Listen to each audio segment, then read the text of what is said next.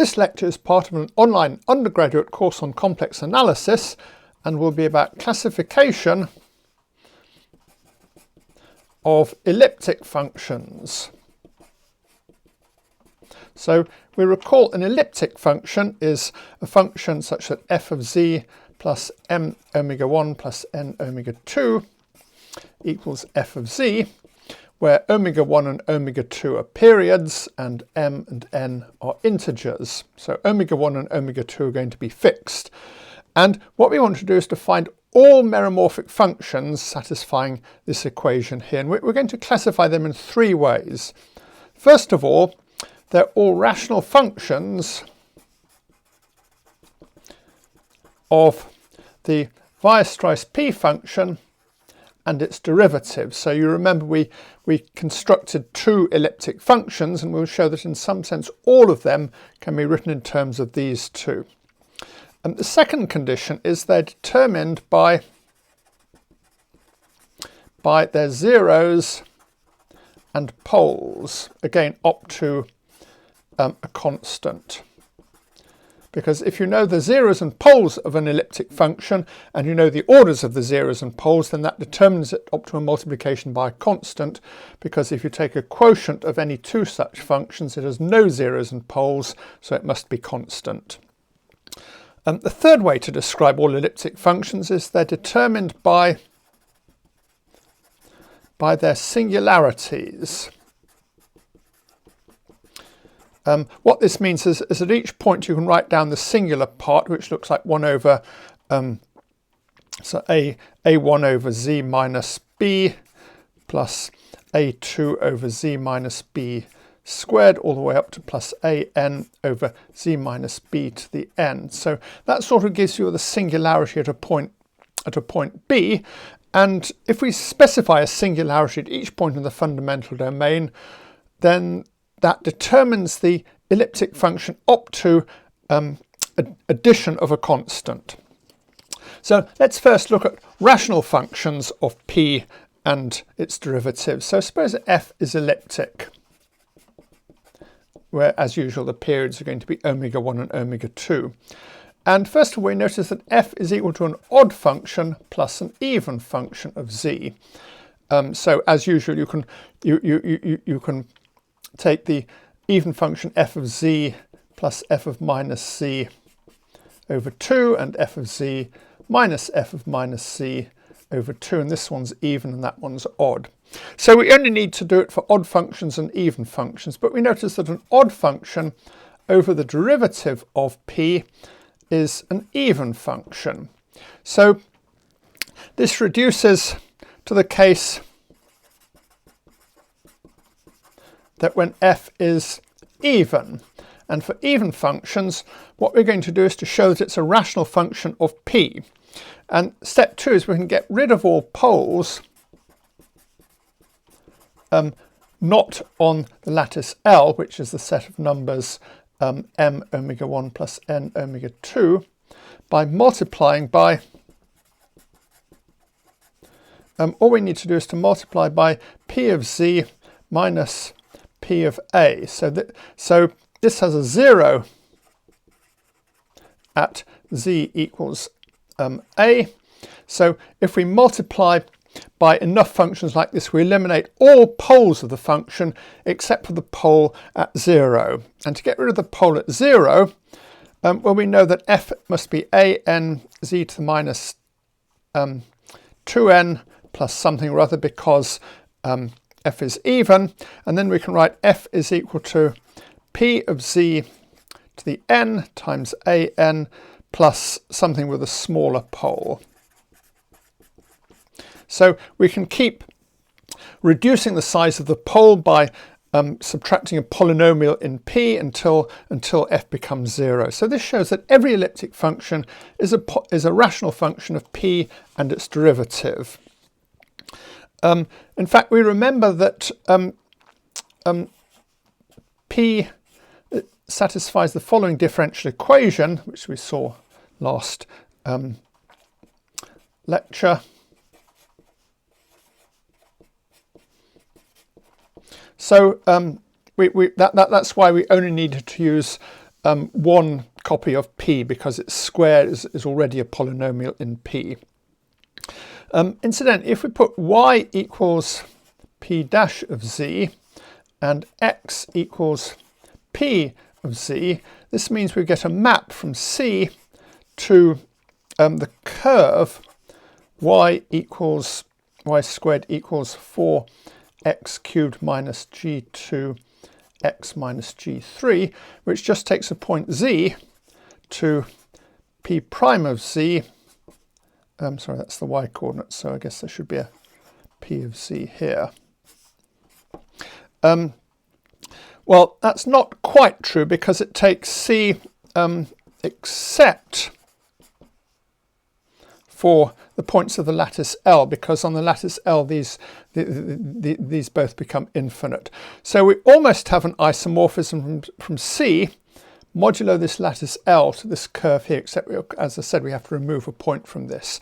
So this actually gives you a good picture of what the points on the curve look like. They look like C modulo the lattice L with a point removed. And as you know, if you take the complex numbers and quotient out by lattice, it ends up looking like a torus. So the points of this affine curve form a topological space that's just a torus with a point removed.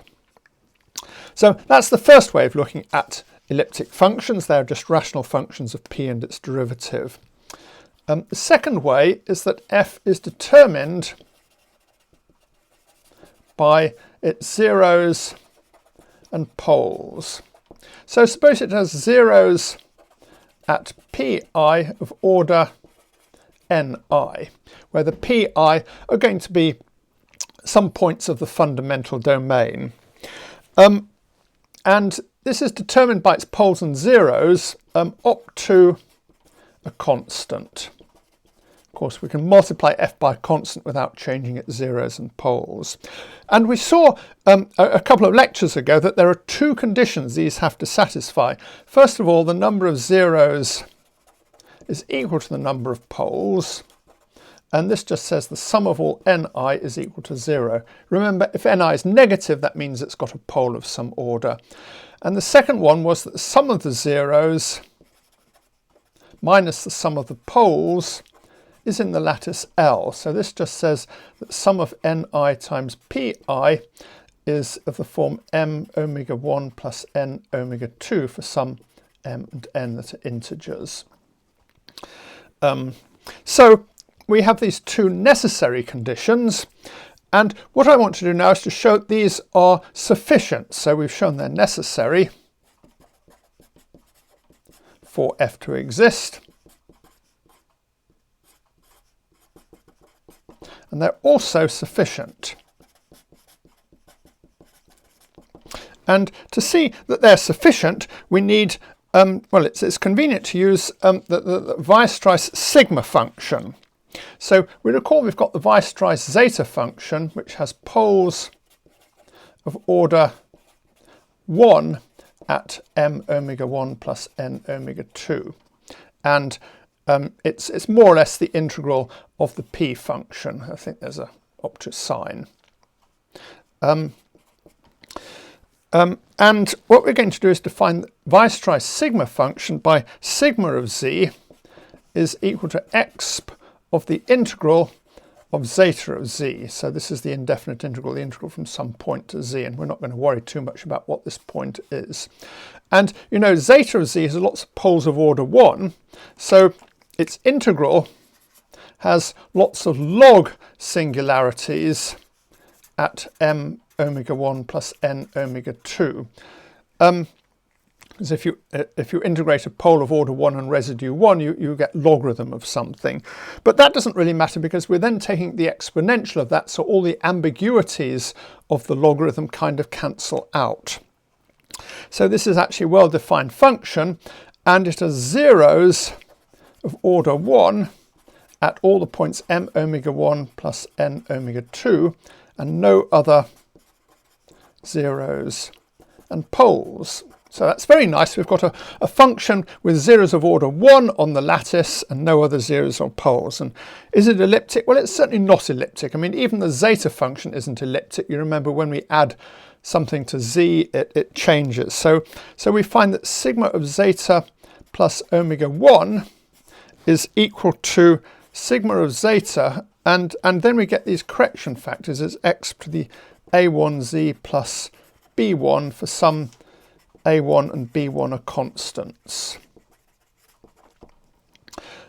That's because zeta isn't quite invariant, and we've got another integral here which introduces another ambiguity. And when you figure out all the ambiguities, the ambiguities turn out to be this, where you can write down formulas for a1 and b1, but we don't really care what they are.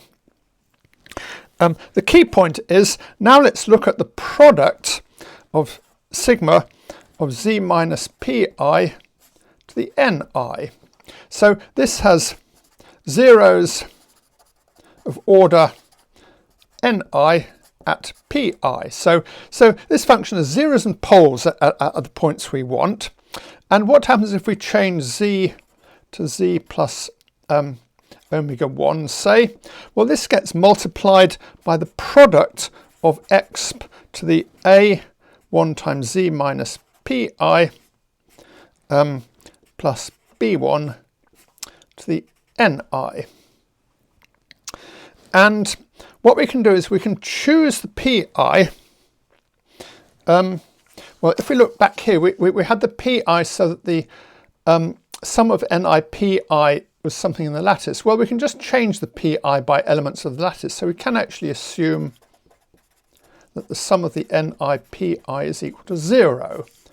We just change the pi. I mean, they'll no longer be in the fundamental domain, but that doesn't really matter. And now we notice that this is just equal to 1 because the sum of the ni is equal to 0 and sum of ni pi is equal to 0. And if you look, that just makes this is exponential of something 0, which is 1. So this is actually elliptic, provided the ni's and the pi's satisfy this condition here. And it's got exactly the zeros and poles we wanted. So we've shown that we can find an elliptic function with given zeros and poles if and only if the zeros and poles satisfy these two conditions. By the way, you notice the sigma function is actually getting quite a long way from the function we first started with. We actually started with the derivative of the Weierstrass function, which was the sum of a convergent series, and from that we integrated it to get the Weierstrass function, and then we integrated it again to get the zeta function, and then we integrated again to get some function with logarithmic singularities, and then we took the exponential of this to get the sigma function. So it takes 4 steps to get the sigma function from the convergent series we started with, and we've actually had to integrate something 3 times, which is fairly unusual. So I'm just going to have an exercise here. So we've shown that any elliptic function with given zeros and poles can be written in terms of the sigma function. One special case of this is writing the, that should be the p function of z minus the p function of a for some complex number a. And the problem is to show you can write this in terms of the sigma function as sigma of z plus a times sigma of z minus a divided by sigma squared z times sigma squared a. So how do we prove this? Well, if you write down the definitions of p and sigma, this looks like a complete nightmare to prove. And you shouldn't even think of proving it like that. The way you should prove it is look at poles and zeros of both sides. And what you have to do is to show they've got the same poles and zeros, and that shows they are the same up to a constant factor, and then you have to figure out the constant factor by maybe looking at the Laurent expansion at z equals 0 or something like that. As I said last lecture, in the theory of elliptic functions, there are hundreds or thousands of identities between elliptic functions. This is just a fairly typical example, and you can prove most of them in the same way. You just look at the zeros and poles of both sides. So the final method of characterizing elliptic functions is by looking at the singularities. So what we do is we specify a singularity. It might be something like a1 z minus b b to the minus 1 plus a2 z minus b to the minus 2 up to a n z minus b to the minus n. And we want to specify the singularity at each point, and there may be some holomorphic function from this. So suppose given a singularity at each point of a fundamental domain, can we find an elliptic function with the given singularities? This is sometimes called the Mittag-Leffler problem. So the Mittag-Leffler problem says, suppose you're given the singularities of a function at each point, can you find a function with exactly those singularities? And the answer is not always. There's an obstruction that you can see as follows. Suppose we just integrate around the boundary of a fundamental domain. We just integrate f of z dz. Well, this has to be equal to 0 because these two integrals cancel out and these two integrals cancel out. And this is just the sum of the residues must be equal to 0. So we can't choose an arbitrary singularity at every point. We have to have the condition that the sum of the residues is 0. And what I'm going to do now is to show that this is actually a sufficient condition for there to be an elliptic function with these singularities. Notice, by the way, this gives another proof that you can't have an elliptic function with exactly one pole of order 1, because the residue at the one pole of order 1 would be non-zero. So that would give a contradiction. And to do this, we first of all note that if we take things like p of z minus b, this is a pole of order 2, and its derivative has a pole of order 3, and its second derivative has a pole of order 4, and so on. So we can use these to eliminate all poles of order greater than 1. So we can assume that all poles have order 1. And now eliminating the poles of order 1 is a little bit trickier. So what we now look at the zeta function. We recall that zeta of z minus a minus zeta of z minus b has poles of order 1 at A and B. And you notice the residues of these poles, one of the poles has residue 1 and the other has residue minus 1, so the residues cancel out. And now we can use this to move all poles to 1 point. In other words, if your elliptic function has a pole at B, then you add a suitable multiple of this to move the pole to the point A. And so you can move all the poles to the point A, so we can assume the function has just one pole of order 1 at some point. So now what do we do? Well, now we recall that the sum of the residues is equal to 0. And if it's only got one pole of order 1, well, it obviously, and its residue is 0, in fact, it must be holomorphic there. So this implies f is holomorphic because this one pole of order 1 can't actually exist because of this condition that the sum of the residues is 0. So f is holomorphic, so this implies f is constant. So we've shown that we can find an elliptic function with given singularities provided the sum of the residues is 0, and this is unique up to addition of a constant. So that gives 3 different ways of characterizing all elliptic functions. I just wanted to finish this series of lectures on elliptic functions by pointing out there's an analogue for trig functions.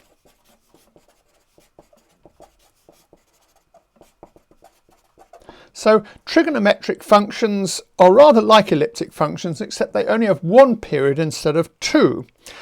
And for elliptic functions, we started with a Weierstrass function, which was a sum over 1 over n squared. And we can do this for trig functions. We can just take sum over 1 over z minus n pi squared. So this is sort of analogous to this, which is 1 over z squared plus 1 over z minus lambda squared minus 1 over lambda squared. I guess I should have left room for a summation sign there. So here we have the Weierstrass p function has a partial fraction decomposition, and we can also take a partial fraction decomposition for a trigonometric function by summing over just the integer multiples of pi. And you can see this is just 1 over sine of z squared. So how do we know these are the same? Well, they've got the same poles. They're both periodic with the same period pi, and they both tend to 0 as you tend to as the imaginary part of z becomes large. So the difference has no poles and is bounded and tends to 0, so it must be 0. So this function here is the analog of p function. So this is double poles on a double lattice, and this is double poles on a single lattice. And we can integrate this to get the zeta function, and we can integrate this one to get, well, we get 1 over tan of z, at least up to sine. And if we integrate this, we find the sum becomes sum over 1 over z minus n pi plus 1 over n pi. And we have to omit if n is equal to 0. And you remember this was just like the formula for the zeta function, which was a sum over, so it was 1 over z plus sum over lambda not equal 0 of 1 over z minus lambda plus some correction factors. So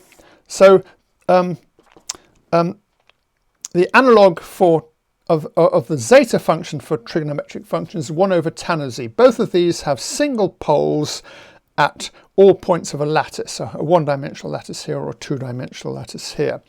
And then we can go to the sigma function. So you remember, to get to the sigma function, we integrate it and then we exponentiate it, and we get the function sigma of z. And this is zeros on the lattice L. And we can do the same thing here. We integrate it and then we take the exponential of it. And if you do that, you find you get sine of z. And if you integrate and exponentiate this, you find this is equal to z times the product of 1 minus z squared over n squared pi squared. That's just, if you integrate this, you get a sum of logarithms, and if you exponentiate logarithms, you get these factors here. So the analog of the sigma function is the sine function here. And for example, this was the informal formula used by Euler in order to prove that the sum of the reciprocals of squares of the integers was pi squared over 6, because this has a Taylor series z minus z cubed over 3 factorial and so on, and this is a Taylor series which starts off z minus z cubed times sum over n of 1 over n squared pi squared. So this identifies this term here with this term here, so it shows the sum of 1 over n squared is pi squared over 6. So I said earlier that Euler's proof of this was initially a bit informal, and this is how you can prove it. You start off with this equation here, which you can prove using Liouville's theorem. You integrate it to get this equation, then you integrate it and exponentiate it to get this identity here, and this proves Euler's formula for the sum of 1 over n squared. Okay, that's all about elliptic functions for the moment.